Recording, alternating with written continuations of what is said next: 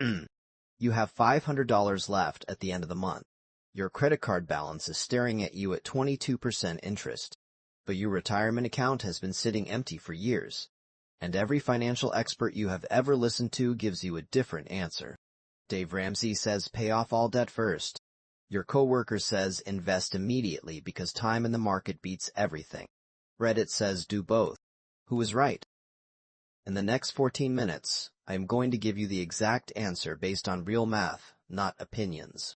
And by the end of this video, you will know precisely what to do with every dollar you have, in what order, starting this month. Here is exactly what we are covering. First, the one number that makes this decision simple. Second, the single exception that almost every expert agrees on. Third, the exact order to handle every type of debt you have. And fourth, a step-by-step action plan based on your specific situation. No more confusion, no more frozen at the fork. Let us get into it. Before we get to the answer, let me show you why this question matters so much right now. Americans are carrying $1.33 trillion in credit card debt as of May 2026, the highest level ever recorded according to Federal Reserve Bank of New York data. The average credit card APR is 22.15%. At the same time, the average American has just $97,200 in their 401k, according to Zippia's 2026 analysis. And the median, the number right in the middle, is just $20,100. $20,000 for retirement. And according to Empower's research, 25% of workers who have access to a 401k are not contributing enough to get the full employer match. They are leaving free money on the table every single month because they are trying to pay off debt first. So the question is not just academic. Millions of Americans are getting this wrong in both directions. Some are investing while carrying 22% credit card debt, which is mathematically destructive. Others are refusing to invest a single dollar until their debt is completely gone, which is costing them hundreds of thousands in compounding returns. The right answer is neither extreme. It is a specific framework, and here it is. The entire payoff debt versus invest debate comes down to one number: your interest rate. Here's the foundational rule that every certified financial planner uses. If your debt's interest rate is significantly higher than what you can reasonably expect to earn from investing, pay off the debt first. If your debt's interest rate is lower than your expected investment return, investing may make more sense. What counts as the threshold? Most financial planners draw the line at 7% to 8%. The historical average annual return of the U.S. stock market is approximately 7 to 10% after inflation over the long run. So the rule becomes this: debt above 7% to 8% interest rate. Pay it off aggressively before investing beyond the employer match. Debt below 7% to 8%, you can often invest while making normal payments. Now let us apply this to real life. Credit card debt at 22% APR. Pay it off first. The 22% guaranteed savings crushes any investment return you could realistically expect. Personal loan at 12%. Pay it off first. Still significantly above the investment threshold. Federal student loans at 5% to 6%. This is a gray area. Many planners say invest while making normal payments here. Mortgage at 6% to 7%, very close to the threshold. Personal preference and tax situation matter here. Car loan at 4%, mathematically, investing likely wins. Make normal payments and invest the difference. The math is this simple. Your interest rate is your guaranteed return on every dollar you put toward debt. Your investment return is not guaranteed. When debt costs more than investments earn, eliminate the debt first. When debt costs less, the market is likely to outperform it over time. Now here's the exception that changes everything. And this is the part that most people get wrong. Even if you have high-interest credit card debt, there is one thing you should almost always do before aggressively paying off that debt. Contribute enough to your 401k to get the full employer match. Here's why this is the single most powerful financial move available to most Americans. The average employer 401k match in 2026 is 4% to 6% of your salary according to data from Vanguard, Fidelity, and the Bureau of Labor Statistics. For a worker earning the median U.S. salary of $64,220, a 4% employer match is worth approximately $2,569 per year in completely free money. That matches an immediate 50% to 100% return on your contributions on the day the deposit clears, before any market return is added.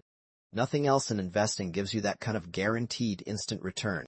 Now here's what skipping that match actually costs you.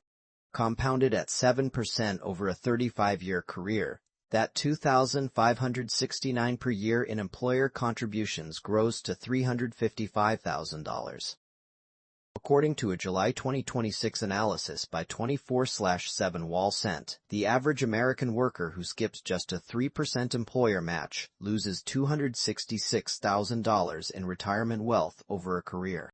And according to Empower Research, 25% of workers with access to a 401k are not contributing enough to get the full match. 1 in 4 Americans is walking past $266,000 to $355,000 in free money. So here's the rule. Step 1. Always contribute at least enough to capture the full employer match, no exceptions. Even if you have credit card debt at 22%. Because a 100% instant return on your match contribution beats the 22% you are paying on debt.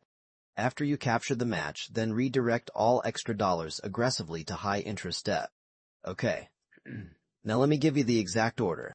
This is what financial planners call the financial priority ladder, and it is the clearest framework for this decision that exists.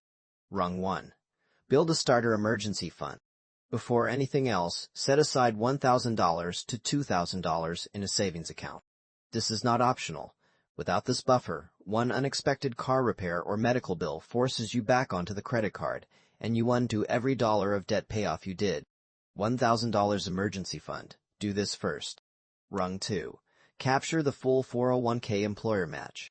As we just established, this is a 50% to 100% instant return. No investment can beat it. Find out the exact percentage your employer matches and contribute at least that amount, not $1 less. Rung 3. Attack all high-interest debt aggressively. Everything above 7% to 8% APR. Credit cards, personal loans, payday loans. List every high-interest debt from highest rate to lowest rate. Pay minimums on everything, then throw every extra dollar at the highest rate debt first. This is the avalanche method, and it eliminates the most expensive debt the fastest. Ring 4. Build a full emergency fund. Once high-interest debt is gone, expand your emergency fund to 3 to 6 months of living expenses. At the current average monthly spending in America, that is approximately $12,000 to $24,000 in a readily accessible savings account. High-yield savings accounts in 2026 are paying 4% to 5% APY. Park your emergency fund there, not in the zero-interest checking account.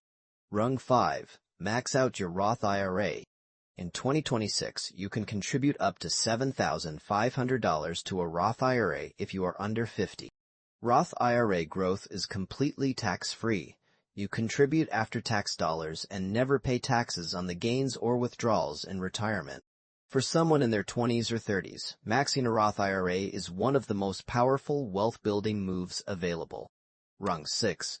Increase your 401k contributions. After the Roth IRA, increase your 401k contributions beyond the match. Work toward the 2026 limit of $24,500 if your income allows. Rung 7. Address lower interest debt. Mortgages. Federal student loans at 5% to 6%. Car loans at 4%.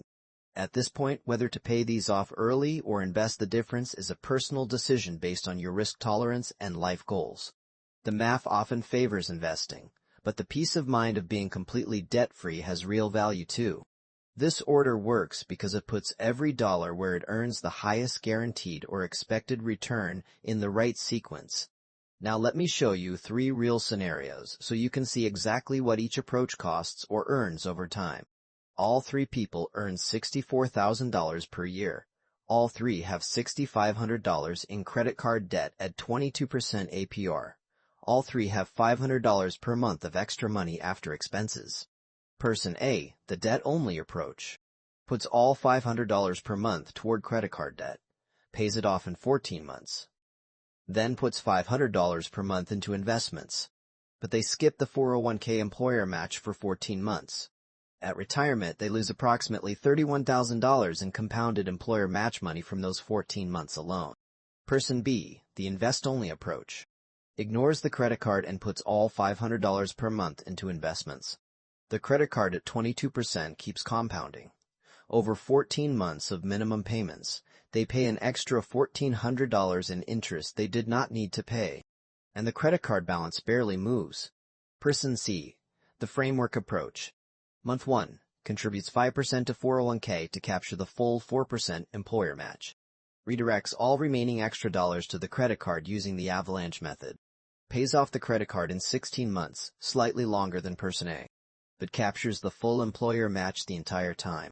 At retirement, Person C has $28,000 more than Person A from the compounded employer match, and $1,400 less in wasted interest than Person B.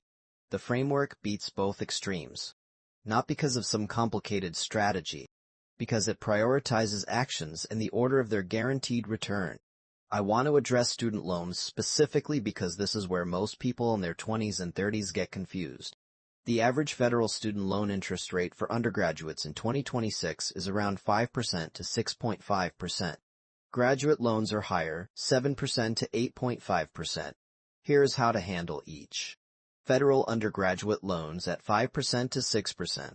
These are below the investment threshold. Make normal payments and invest the difference. The market is historically likely to outperform this rate over time. Graduate or private loans above 7%. Treat these like high-interest debt.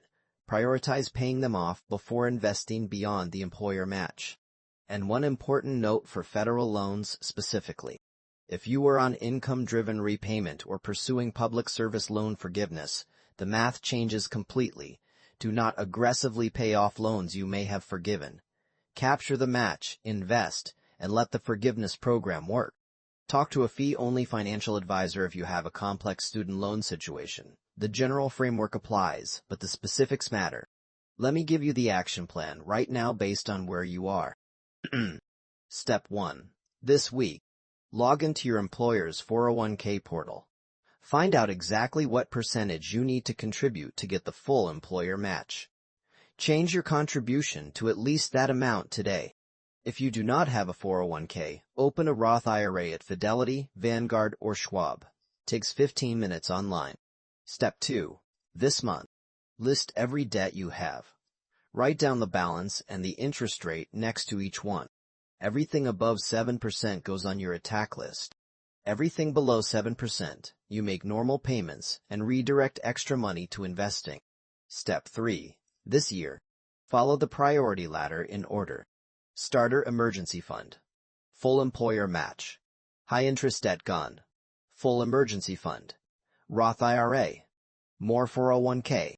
Do not jump rungs. Each rung exists because it earns a higher return than the one below it. The framework is simple. Executing it consistently is what builds wealth. Remember the person frozen at the fork in the road at the start of this video? The answer was never debt or investing. It was debt and investing, in the right order, with every dollar going where it earns the highest return first.